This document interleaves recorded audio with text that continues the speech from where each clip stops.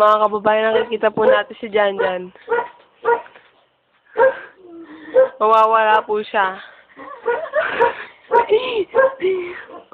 1, 2, 3.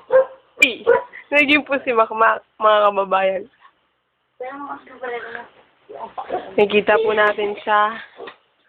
Mawawala po yan. 1, 2. Naging po si Ilyong, mga kababayan.